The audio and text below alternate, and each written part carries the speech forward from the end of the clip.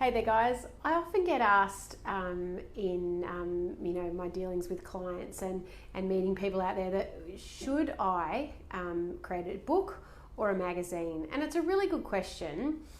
You know, I obviously my area of expertise is in magazines, and I love the power of magazines and what they're doing for our clients. But I actually think that both books and magazines really serve a great purpose. But I thought I'd run through with you some from different ways that they're the same and ways that they may differ, and you can choose whether what particular, whether a book or a magazine suits you and your marketing strategy. So as I said, I'm a big advocate of creating a book and using it to elevate authority, and I think that's the first point, that they're both quite complementary. Whether you write a book and become an author, or you create a magazine and become an editor, being an author or an editor both give you an enormous amount of credibility. And I've actually lucky enough to working with some companies that actually help clients to create books for themselves, and we're actually adding the magazine on. So they've had a book out in the marketplace for 12 months,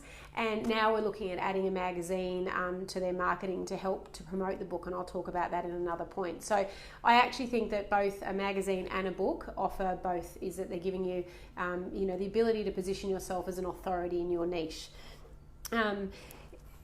The great thing about a magazine, the next point, is that for us, the dynamicness of a magazine and being able to create a magazine and share the articles, around on Facebook and that sort of thing is remarkable. However, you can actually, of course, share, excerpts from your book. So again, it's content. So a magazine and a book both provide content, and it's how you can then use that content, which again I'll talk about in a minute.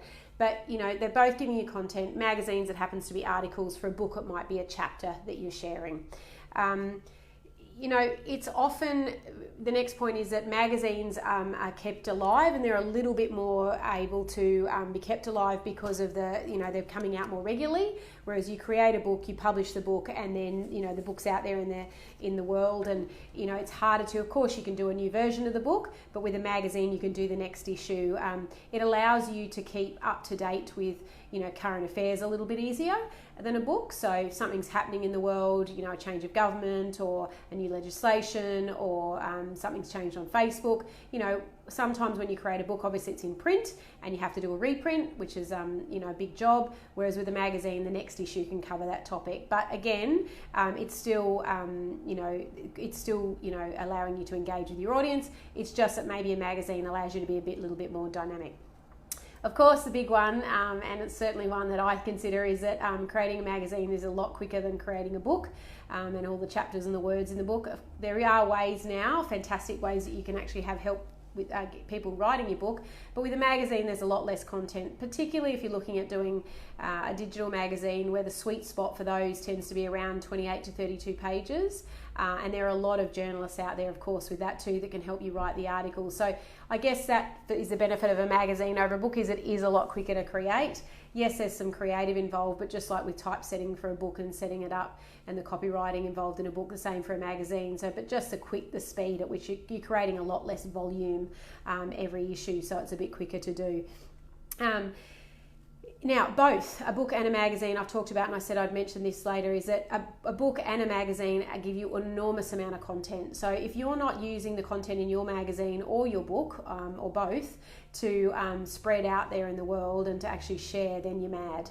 So whether it's quotes within your book, ideas from within the book, points you've made within your book, same goes with a magazine. For all of our clients, we take all of the articles, we were just talking about it. I've done a Facebook Live on this and a video about the 7 different things that we can do with our articles. So go and check that out. The 7 different ways we can use the content within our articles to then further spread out there to the world, with things like Facebook posts and quotes, creating a press release, creating an infographic, doing a Facebook Live on a particular article, all those sorts of things that we use the content for, and the same goes for your book. So the next point is that magazines, obviously we can interview, as you can see behind me there, Tiff Hall, we've interviewed her for My Baby magazine. reaching out to celebrities from a magazine and getting them to interview for a magazine is quite easy. They're used to that. Of course, you can actually reach out and interview celebrities for your book too, and that's certainly something that you can consider.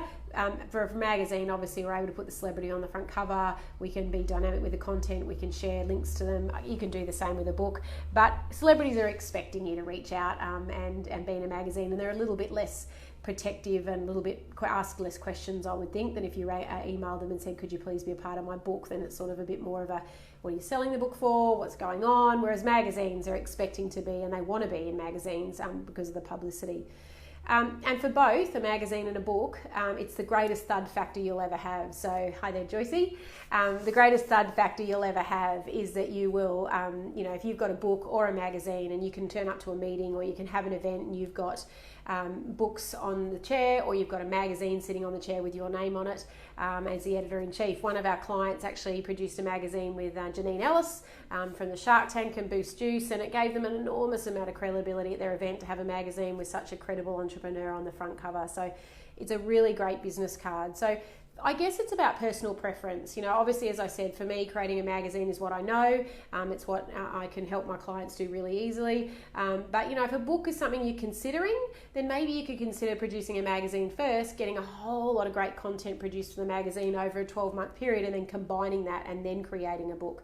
But as I said, a number of our clients are also going the other way, and we're working with some people now, with people that have got a book, and now they're wanting to know how they can then bring that book to life again and further promote the book and share it and get the message out there, because a lot of their clients have got a book with a message and they're trying to build a tribe or create a purpose, and so they're now using a magazine to further boot and boost their book out there to the marketplace. So thanks for watching. It's up to you now to decide whether it's for you a magazine or a book.